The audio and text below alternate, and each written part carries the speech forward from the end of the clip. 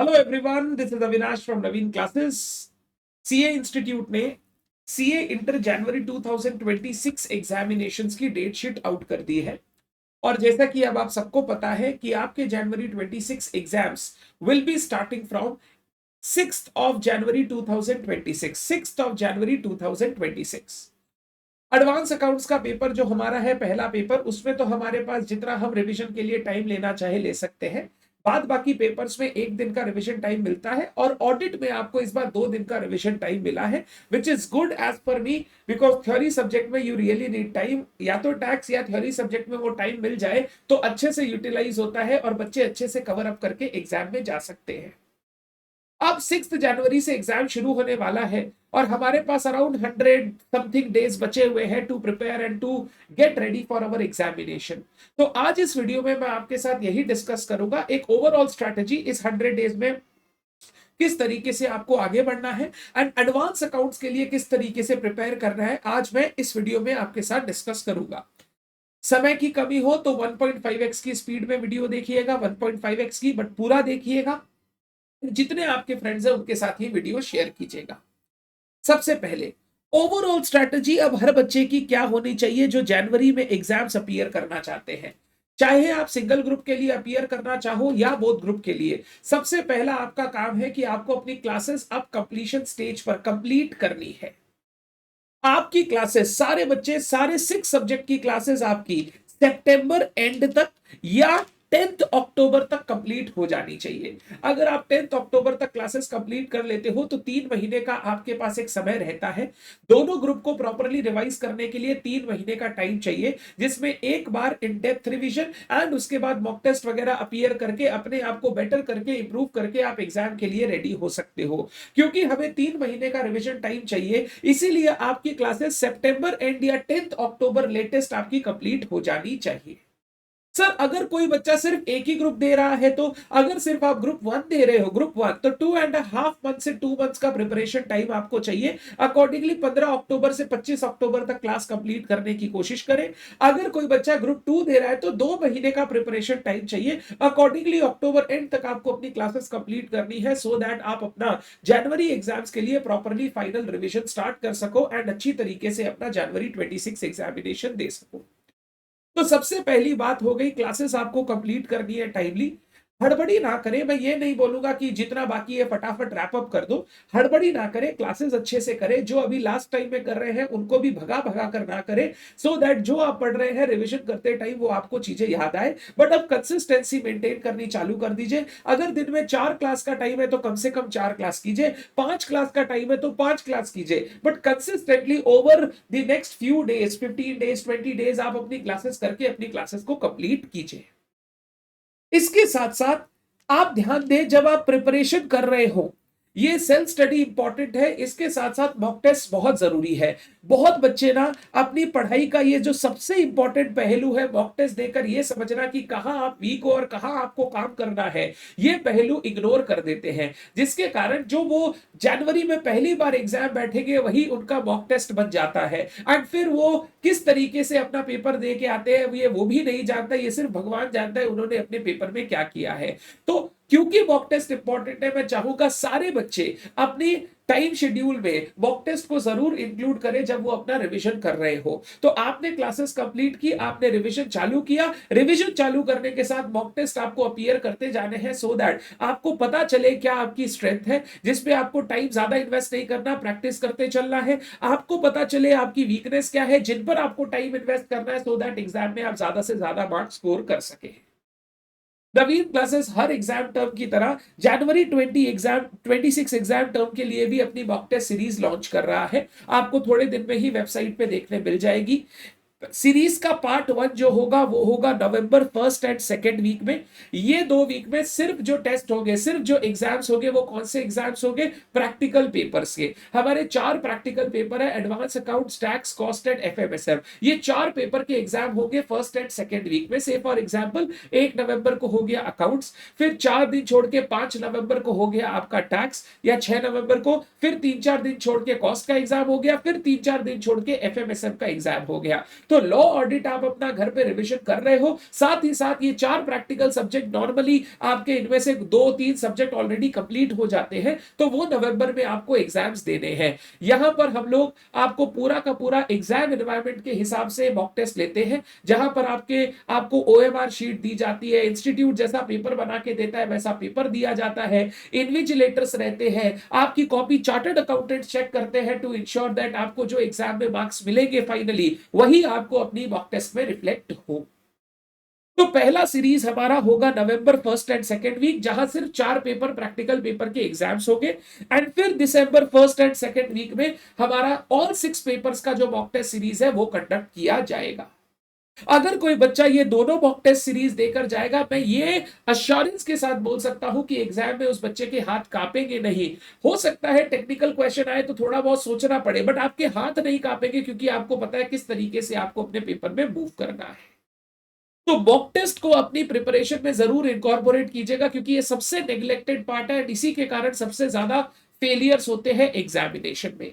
And number 4 which is very important, prepare group wise. हमेशा group wise prepare करें, यानी अगर आप पहले ग्रुप 1 प्रिपेयर कर रहे हैं तो ग्रुप 1 के तीनों सब्जेक्ट कंप्लीट करें और उसके बाद ग्रुप 2 चालू करें। ऐसा नहीं है इधर अकाउंट्स ले लिया उधर ऑडिट रिवाइज कर रहे हैं, फिर इधर लॉ ले लिया उधर कॉस्ट रिवाइज कर रहे हैं। आधा आधा ग्रुप वाइज या सब्जेक्ट वाइज इस तरीके से प्रिपेयर ना करें, क्योंकि अगर कोई प्रॉब्लम होती है, से फॉर एग्जाम्पल कोई तबियत खराब हो जाता है, कोई घर पे कुछ हो जाता है एंड उसके कारण आप 15-20 दिन नहीं पढ़ पाते हो, तो कम से कम आप एक ग्रुप का एग्जाम अच्छे से जनवरी में दे पाओगे। आपको ये टेंशन नहीं होगा कि मेरा जनवरी वाला अटेम्प्ट वेस्ट हो गया।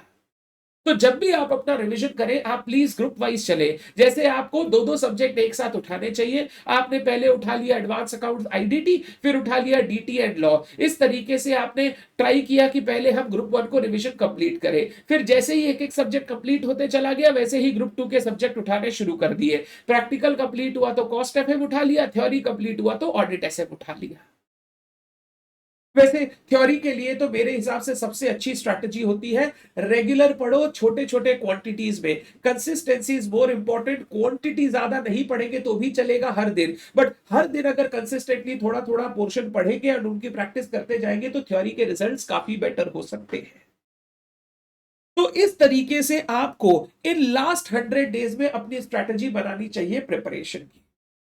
अब हर जो आपके रेस्पेक्टिव टीचर होते हैं वो अपने सब्जेक्ट की बात आपको बताते हैं, इसीलिए मैं दूसरे सब्जेक्ट में नहीं जाऊंगा।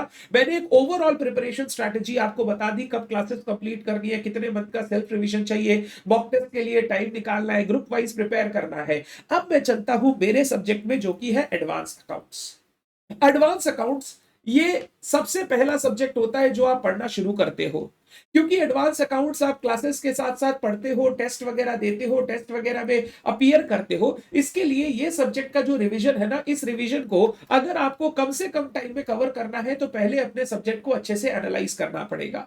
आप अपने सब्जेक्ट को 2 पार्ट में डिवाइड करोगे अपने हिसाब से।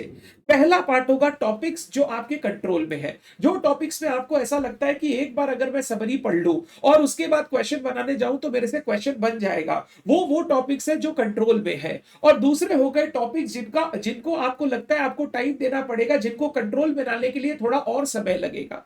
जो आपको लगता है टॉपिक्स ऑलरेडी कंट्रोल में है, आप प्लीज उन टॉपिक्स का रिवीजन करने में, बार बार सेम क्वेश्चंस को रीडू करने में, प्रैक्टिस करने में अपना टाइम वेस्ट ना करें। ये जो टॉपिक्स आपके कंट्रोल में है, एवरीडे बेसिस पे ऑल्टरनेटिव टॉपिक्स उठा के 2-3 क्वेश्चन 1 घंटे के लिए बनाते चले जाइए। अगर आप टॉपिक में कहीं अटकते हैं तो रिवीजन बुक खोलिए, एक बार देख लीजिए और फिर क्वेश्चन को कंप्लीट कीजिए। और अगर आप नहीं अटकते हो, आपके सारे आंसर राइट हो रहे हैं, तो आपको इन चैप्टर्स को बार बार देखने की जरूरत नहीं है। ये चैप्टर्स में आप ऑलरेडी 100% कंप्लीट है, ऑलरेडी रेडी हो। आपको सिर्फ प्रैक्टिस करते चले जाना है ताकि ये सब दिमाग से ना निकले।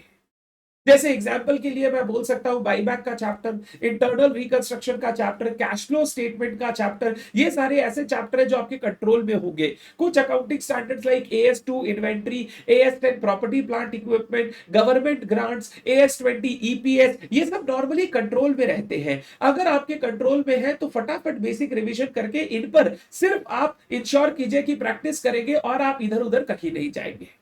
और अगर आपने मेरी बुक से या अपने टीचर की बुक से ऑलरेडी एक बार इंपॉर्टेंट क्वेश्चन इन चैप्टर्स के प्रैक्टिस कर लिए हैं, तो वापस टीचर की मैट मत बनाइए, मेरी मैट मत बनाइए। मैं आपको बताऊंगा पीवाईक्यू आरटीपी एमटीपी कितना कितना करना है। आप उन पीवाईक्यू आरटीपी एमटीपी से इन चैप्टर्स का कवरेज करके अपनी पीवाईक्यू आरटीपी एमटीपी को भी आगे बढ़ाना चालू कर दीजिए। और जो चैप्टर्स आपके कंट्रोल में नहीं है, जो टॉपिक्स आपके कंट्रोल में नहीं है, आपको लगता है आपको एक बार रिवीजन करना पड़ेगा, उनका सबसे पहले आपको एक थॉरो रिवीजन लगाना है। जैसे से फॉर एग्जांपल अमलगमेशन, तो अमलगमेशन का समरी बुक खोला, अमलगमेशन पढ़ना चालू किया, परचेज कंसिडरेशन का टॉपिक पढ़ा, परचेज कंसिडरेशन के दो अच्छे क्वेश्चंस बना लिए। फिर accounting in the books of purchasing company में गए, परचेज मेथड पढ़ा, परचेज मेथड के दो क्वेश्चन तीन क्वेश्चन बना लिए। फिर मर्जर मेथड में गए, मर्जर के दो क्वेश्चन बना लिए। वेंडर कंपनी में गए, वेंडर कंपनी के दो क्वेश्चन बना लिए। ऐसे करके 2 दिन का टाइम अमलगमेशन को देंगे, 4-4 घंटा। पहला दिन में परचेजिंग कंपनी का पीसी निकालना और परचेजिंग कंपनी का परचेज मेथड कर लिया। सेकंड डे मर्जर मेथड कर लिया और वेंडर कंपनी का बुक्स कर लिया। इस तरीके से 2 दिन में आपने अमलगमेशन को अच्छे से रिवाइज किया। और उसके बाद जो आप प्रैक्टिस कर रहे हो 1 घंटे अकाउंट्स की, उसमें अमलगमेशन का भी एक क्वेश्चन ले लो, यानी जो आरटीपी एमटीपी पीवाईक्यू है उससे भी अमलगमेशन के क्वेश्चन बनाना चालू कर दो, so as to ensure that everything is complete and amalgamation is fully covered. 2 दिन अमलगमेशन को दे दिया, 2 दिन ब्रांच को दे दिया, 1 दिन डिपेंडेंट कर लिया, 1 दिन इंडिपेंडेंट फॉरेन कर लिया, 2 दिन कंसोलिडेशन को दे दिया या 3 दिन दे दिया, 2 दिन सब्सिडरी, 1 दिन एसोसिएट जॉइंट वेंचर। ऐसे करके जो बड़े बड़े चैप्टर है उनको 7 से 8 दिन देके कंप्लीट कर दिया और बैलेंस डे में जो बचे हुए अकाउंटिंग स्टैंडर्ड्स है उनको कवर कर लिया। तो अगर आप ये पहले से बाइफरकेटेड रखोगे कि क्या चीज में मुझे टाइम देना है और किस चीज को मुझे सिर्फ प्रैक्टिस करना है, तो आपका रिवीजन का टाइम ओवरऑल कम हो जाएगा एंड आप सही जगह पर सही चीज पर टाइम इन्वेस्ट कर पाओगे। तो जब भी रिवीजन करें, प्लीज प्लीज प्लीज प्लीज आप इस तरीके से अपने पेपर्स को डिवाइड कर लेना। और ये एडवांस अकाउंट्स के लिए नहीं, हर पेपर के लिए ये स्ट्रैटेजी आप यूज कर सकते हो। एडवांस अकाउंट्स मेरे हिसाब से आपको रेगुलर बेसिस पे 4 घंटे का टाइम देना चाहिए for a period of 15 to 20 days. 15 to 20 days अगर 4 घंटे 5 घंटे का आप समय दे रहे हो, 4 घंटे पढ़ाई 1 घंटे की प्रैक्टिस समय दे रहे हो, तो मेरे हिसाब से एडवांस अकाउंट्स का पेपर बहुत अच्छी तरीके से रिवीजन हो जाएगा, आपको कोई प्रॉब्लम नहीं होगी। आप ऐसा कर सकते हो, पहला 15 डेज आपने एडवांस अकाउंट्स को दे दिया और उसके बाद दूसरे सब्जेक्ट स्विच कर लिए और बाद में जाकर 5 दिन और दे दिया, जो बैलेंस टॉपिक्स है उनको कवर कर दिया। क्योंकि होता है 15 दिन लगातार 1-2 सब्जेक्ट पढ़ने के बाद थोड़ी मोनोटोनस आ जाता है, तो उस केस में आप थोड़ा दिन छोड़ के फिर 5 दिन अलग से एडवांस अकाउंट्स को देके उसको फ्रीज कर देना। अगर अभी तक जो मैंने टेस्ट लिए हैं वो टेस्ट आपने अपीयर नहीं किए, तो जैसे ही आपका ये रिवीजन कंप्लीट होता है उसके बाद वो टेस्ट खुद से अपीयर करें और एक बार सेल्फ चेक करें कहां कहां आप अटक रहे हो, ताकि आपको पता रहे आगे मुझे एडवांस अकाउंट्स में कहां टाइम देना है, कहां मुझे प्रैक्टिस करनी है। तो जो टॉपिक्स आपके ऑलरेडी कंट्रोल में है उनकी सिर्फ प्रैक्टिस कीजिए, जिन टॉपिक्स पर आपको लगता है टाइम देना है उन्हीं पर टाइम दीजिए और अच्छी तरीके से अपने समय को यूटिलाइज कीजिए। अब कवरेज क्या होनी चाहिए? जो टॉपिक्स आपके ऑलरेडी कंट्रोल में है उसमें आपको मेरे मैट के सम्स या अपने टीचर की मैट के सम्स वापस नहीं करने, आप सिर्फ पीवाईक्यू एमटीपी आरटीपी पे जाओगे। और जिन टॉपिक्स में आपको लगता है you need to give time, सबसे पहले मेरी मैट, फिर पीवाईक्यू एमटीपी आरटीपी। मेरी मैट में भी मैं आपको बोलूंगा जो 3 स्टार वाले सबसे पहले वो करें। अगर उससे आपको लगता है ज्ञान क्लियर है तो फिर आपको 2 स्टार 1 स्टार वाले बनाने की जरूरत नहीं है। अगर आपको लगता है नहीं आई नीड फर्दर प्रैक्टिस, फिर आप 2 स्टार और फिर 1 स्टार में जाए। पीवाईक्यू के लिए मैं बोलूंगा लास्ट 3 टर्म के पीवाईक्यू आपको कंसीडर करने चाहिए, सितंबर 25, मई 25 एंड जनवरी 25। आरटीपी के लिए जो जैन 26 का आरटीपी आएगा वो तो करना ही है, सितंबर 25, मई 25 और जनवरी 25 3 आरटीपी आपको करनी चाहिए। और मॉक टेस्ट पेपर में जो जैन 26 का पेपर आएगा और जो सितंबर 25 के 2 पेपर थे, ये मॉक टेस्ट पेपर्स आपको करने चाहिए। अगर आप मेरी बात मानोगे और आपको प्रिपरेशन बहुत अच्छे से करनी है, just take my words and थोड़ा सा इन्वेस्टमेंट करो। इन सारे जितने भी मैंने पीवाईक्यू आरटीपी एफटीपी बोले इनका प्रिंट निकाल लीजिए। आप सोल्यूशन वाले पार्ट का प्रिंट मत निकालिए, खाली क्वेश्चन वाले पार्ट का प्रिंट निकाल लीजिए। सोल्यूशन तो आप बाद में जाके रेफर भी कर सकते हो आईसीएआई की साइट से, तो क्वेश्चन वाले पार्ट का प्रिंट निकाल लीजिए और जब जब आप बनाने बैठो आप उनमें टिक करते जाइए जो जो आपका हो गया, ताकि आप डुप्लीकेसी से बचे। पीडीएफ से पढ़ने का प्रॉब्लम क्या है, मैंने आज क्वेश्चन 2A किया, 7 दिन बाद वापस क्वेश्चन 2A कर रहा हूं। याद नहीं रहता कौन सा किया कौन सा नहीं किया। अगर प्रिंटेड रहेगा तो आपको याद रहेगा कौन सा कर लिया कौन सा बाकी है, आप बहुत अच्छी तरीके से अपनी प्रिपरेशन कर सकेंगे। अब इनके साथ साथ 30 मार्क्स का मल्टीपल चॉइस क्वेश्चन, बहुत बच्चे इस पार्ट को पूरा नेग्लेक्ट करके जाते हैं। मैं बोलूंगा जैसे जैसे आपका चैप्टर्स एएस वगैरह कंप्लीट होते जाए, मैं हमारी वेबसाइट naveenclasses.com पर naveenclasses.com पर आपको एमसीक्यूज मिल जाएंगे। आप वहां जाकर अगर एमसीक्यू प्रैक्टिस करते हो तो आई एम 100% श्योर एग्जाम में बिना प्रॉब्लम के, बिना डर के, बिना टेंशन के आपका 30 मार्क का एमसीक्यू अच्छे से सॉल्व हो जाएगा। बट एमसीक्यू तभी करें जब एक बार आपने सब्जेक्ट को रिवाइज कर लिया हो, तब अगर एमसीक्यू करेंगे तो फायदा होगा। और यहां पर एमसीक्यू के लिए भी मैं सेम बात बोलूंगा, एक दिन में 10 क्वेश्चन नहीं, एक दिन में सिर्फ 2 question consistently for the next 30 days. 30 days में अगर 2-2 क्वेश्चन करके बनाएंगे, केस स्टडी वगैरह सब मिला के, तो 60-50 क्वेश्चन प्रैक्टिस करके जाएंगे तो एग्जाम में आपको कोई टेंशन नहीं होगा। एंड हमने अपनी वेबसाइट पे फ्री में एमसीक्यू प्रैक्टिस आपको दे रखा है, जो आप जाकर अच्छे से प्रैक्टिस कर सकते हो। तो अगर इतना मटेरियल आप कवर कर लेते हो, मेरे हिसाब से 100% आपको सब कुछ हो जाएगा, आपको अलग से कुछ करने की जरूरत नहीं पड़ेगी। अगर ये पीवाईक्यू आरटीपी एमटीपी आपको नहीं मिलती है तो आप नवीन क्लासेस 2.0 ऐप भी डाउनलोड कर सकते हो। इसमें हमने सब्जेक्ट वाइज सारे रिसोर्सेज अपडेट कर दिए हैं, तो आप जाओगे तो आपको सब एक जगह पर मिल जाएगा। और अगर आप पीडीएफ से पढ़ना चाहते हो तो ऐप बहुत हेल्पफुल है, क्योंकि आपके पास वो हमेशा रहेगा, आपको बार बार अपने मोबाइल में खोजने की जरूरत नहीं करनी पड़ेगी या बार बार डाउनलोड नहीं करना पड़ेगा। एप्लीकेशन के अंदर है, एप्लीकेशन में गए सब कुछ आपको मिल जाएगा। क्लियर है बात? अब कवरेज के बाद मैराथन्स एंड रिविजन्स। कभी भी कोई टॉपिक में अगर आपको इश्यू होता है और आपको बहुत प्रयास करने के बाद भी याद नहीं आता है, तो आप मैराथन्स एंड रिविजन्स को रेफर कर सकते हैं for revision and practice purpose. हमारे नवीन क्लासेस के चैनल पे एडवांस अकाउंट्स के, लॉ के, टैक्स कॉस्ट एफएमएसएम के, ऑडिट के, ये 4 सब्जेक्ट के मैराथन, आरटीपी, एमटीपी आपको सब कुछ मिल जाएंगे नवीन क्लासेस के यूट्यूब चैनल पर। और मैराथन रिविजन्स कभी पुराने नहीं होते हैं, आपको आप आज भी करोगे तो वही मिलेगा, पहले भी करोगे तो वही मिलेगा। और इन सब्जेक्ट में अमेंडमेंट्स भी काफी कम होते हैं, तो इन दैट केस अगर आप उन मैराथन्स और रिविजन्स को फॉलो करोगे तो आपका काम हो जाएगा, आपका काम हो जाएगा। अगर आपको ये ना मिल रहे हो तो हमारी टीम को आप व्हाट्सएप कर दे, व्हाट्सएप पे आपको टीम लिंक प्रोवाइड कर देगी। अगर आप वेबसाइट पे भी हमारे चले जाओगे तो मैराथन और रिवीजन का सेक्शन है, वहां जाओगे तो वहां पर भी आपको बहुत रिसोर्सेज मिल जाएंगे, ताकि आपको इधर उधर खोजने की जरूरत ना पड़े। और नवीन क्लासेस 2.0 ऐप में भी हम उसको अपडेट कर रहे हैं। और टैक्स के निकुंज गोयनका सर आपके जनवरी 2026 एग्जामिनेशंस के लिए रिवीजन एंड मैराथन्स लेकर आएंगे, जो आप यूज कर सकते हो for your preparation of January 2026 exams. तो ऑल 6 सब्जेक्ट्स के लिए बहुत सारे रिसोर्सेज नवीन क्लासेस के यूट्यूब चैनल पर है, जो आप फॉलो कर सकते हो अपने प्रिपरेशन को अप टू द मार्क करने के लिए, अपने प्रिपरेशन को टॉप नॉच करने के लिए।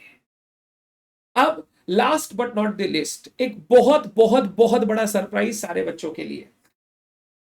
मैं अविनाश एडवांस अकाउंट्स का अकाउंटिंग स्टैंडर्ड का एग्जाम ओरिएंटेड बैच लेकर आ रहा हूं, अकाउंटिंग स्टैंडर्ड का एग्जाम ओरिएंटेड बैच लेकर आ रहा हूं, एंड वो भी सारे बच्चों के लिए free free free. Live online mode में रहेगा, नवीन क्लासेस 2.0 ऐप पे रहेगा। जो बच्चे लाइव करेंगे, लाइव, उनको ये batch full full full free मिलेगा। आपको पीडीएफ मिलेगी मेरी समरी बुक की, आपको पीडीएफ मिलेगी क्वेश्चनर की, जो मेरी एग्जाम ओरिएंटेड बैच की बुक है एएस की, उसकी आपको पीडीएफ भी मिलेगी, दोनों की पीडीएफ मिलेगी। आप मेरे साथ लाइव फुल फ्री कर सकते हो।